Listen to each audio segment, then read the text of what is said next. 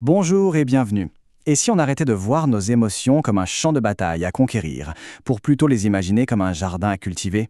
C'est la perspective assez révolutionnaire du docteur Anita Phillips qu'on va explorer ensemble. Et franchement, c'est une approche qui pourrait bien tout changer. Cette phrase, elle est hyper puissante. Elle nous invite à complètement changer notre état d'esprit. Fini la lutte, fini la recherche de la victoire sur soi-même. L'idée, c'est plutôt de nourrir, de soigner, de faire grandir. Ça change vraiment toute la donne. D'un côté, on a donc cette image très courante de notre monde intérieur, une espèce de zone de guerre où il faut se battre contre ses émotions, et de l'autre, l'alternative que nous propose le docteur Phillips, un jardin. La différence fondamentale, elle est là.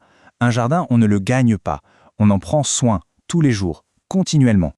Allez, on commence par la base, les fondations même de ce jardin intérieur, parce que tout, absolument tout, part du sol. Alors, d'où vient cette idée? Eh bien, c'est assez fascinant, ça vient d'une observation en neurosciences. En regardant une image de neurone, le docteur Phillips a eu un déclic. Elle y a vu une jeune pousse, une graine plantée en nous. Imaginez ça, des milliards de ces petites plantes à l'intérieur de nous qui sont le reflet direct de la nature. Et là, attention, c'est le point qui change tout, qui renverse complètement la perspective.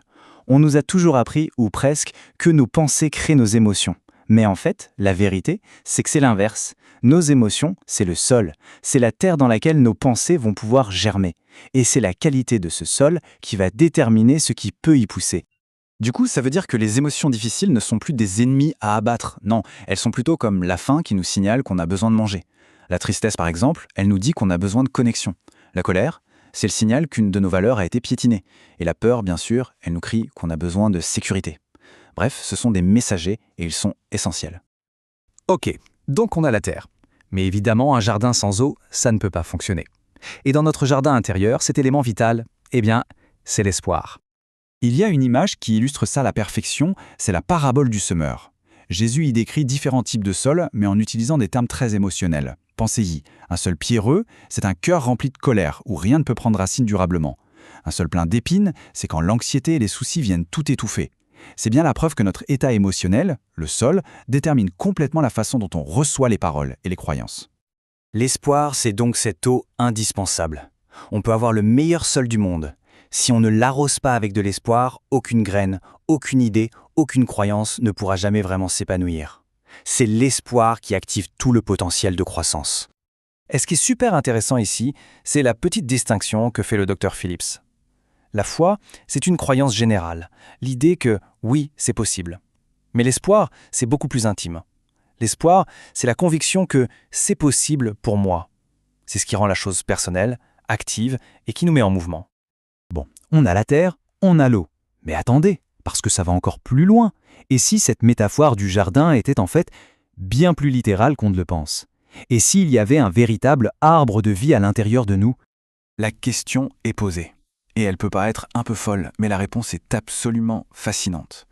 Parce que oui, d'un point de vue purement biologique, il y a bien une structure en nous qui ressemble à un arbre et qui joue un rôle capital pour notre bien-être. Cet arbre, c'est ce qu'on appelle le nerf vague. C'est littéralement le pilier de notre système de régulation émotionnelle. Son travail, en gros, c'est d'appuyer sur l'interrupteur calme et paix après une période de stress ou de tension.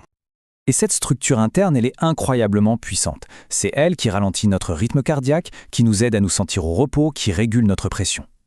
C'est la preuve biologique, noir sur blanc, que notre santé émotionnelle et notre santé physique ne sont pas deux choses séparées. Elles sont intimement connectées par cet arbre de vie.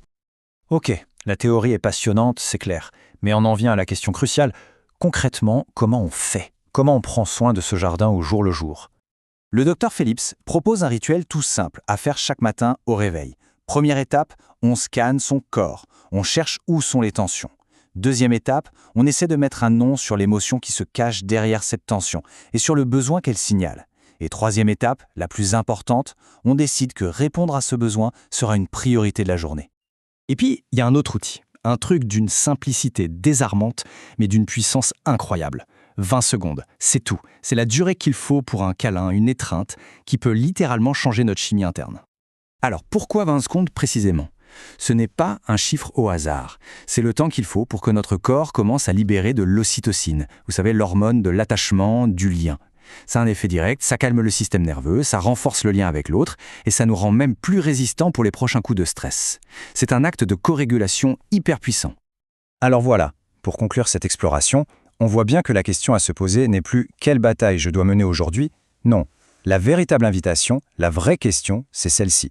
Là, maintenant, de quoi le jardin intérieur a-t-il le plus besoin? Peut-être d'un peu d'eau, d'espoir, d'un peu de soleil, ou peut-être tout simplement d'un peu d'attention.